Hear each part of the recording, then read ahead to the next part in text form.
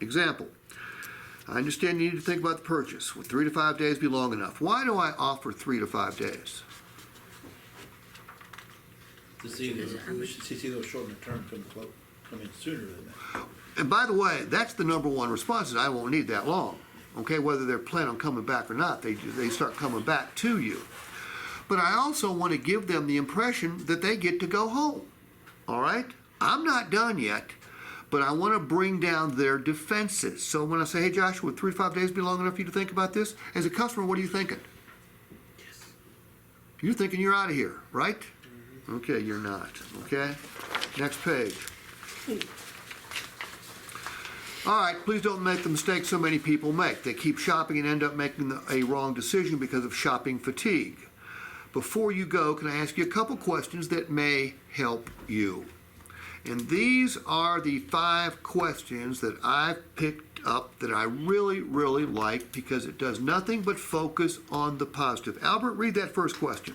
If you decide to take delivery today, what would be the main reason you would do it? If I decided to take delivery today, what would be the main reasons I would do it? What do I have to think about now as a customer? What you like about the vehicle?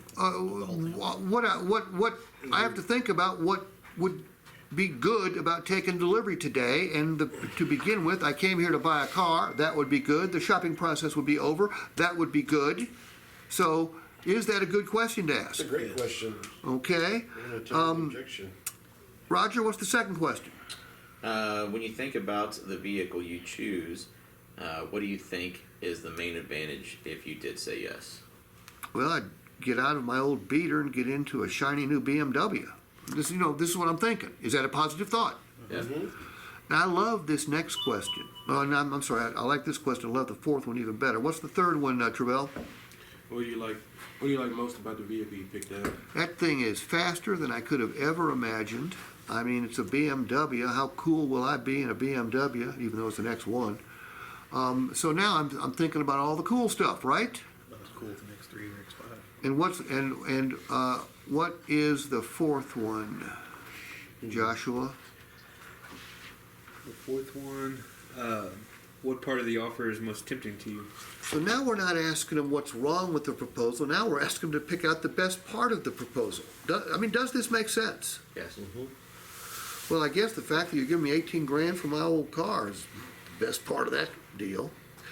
You look, if you get positive responses to just 2 or 3 of these questions, what have you earned the right to do? Ask for a business. Close again.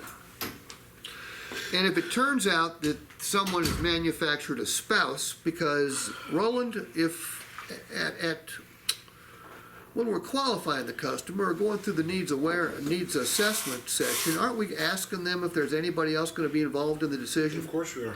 And if they say no, but suddenly come up with a spouse now, which customers do, I know that. That's just, that's a blatant stall right there. Okay, so we just changed the wording just a bit. Randy, what would the first one be under spouse? If your spouse decided taking delivery today was a good idea, what would be the main reason he or she would do it? Well, I think she'd think that was the coolest car we've ever had. Read the next one, Joshua. When you think about the vehicle you chose, what do you think your spouse would identify as the main advantage if you did say yes? Well, we'd be out of the sedan and into sort of a little mini SUV. Roll the next one. What do you think your spouse would like the most about the vehicle you picked out? It's sexy. Noise. Next one, Travell. What part of the purchase would be most tempting to your spouse? The fact that she'd end up driving this damn car. That's what she'd like best about this deal. You see how this works? Okay, you're getting positive feedback from the customer, earning the right to close again. And if they don't close, then it's okay to go a little bit negative. But a little bit negative would sound like this, as opposed to what do we need to do to fix this proposal? It would sound like, hey Randy, which one number on here are you going to think about most? Payment, down payment, trade value, or price of the vehicle? Payment. Payment, okay. We fixed the payment. We're cool? Nah. Okay, what else do we need to fix? And look, if he's got 4 objections, I want to at least get him to give them to me, Because there's one objection nobody in this room can handle. What objection is that? The unspoken. The unspoken.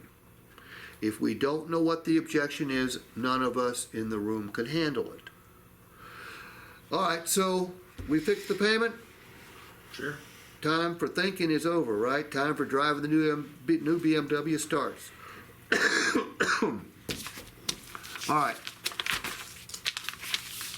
This will be open book. Okay? What I want you to do is when whoever's playing the customer says, I want to think about it, offer them 3 to 5 days, then say, can I ask you a couple questions before you leave? So we're giving them the impression they're leaving. Then I want you just to read these questions to see how they feel, okay?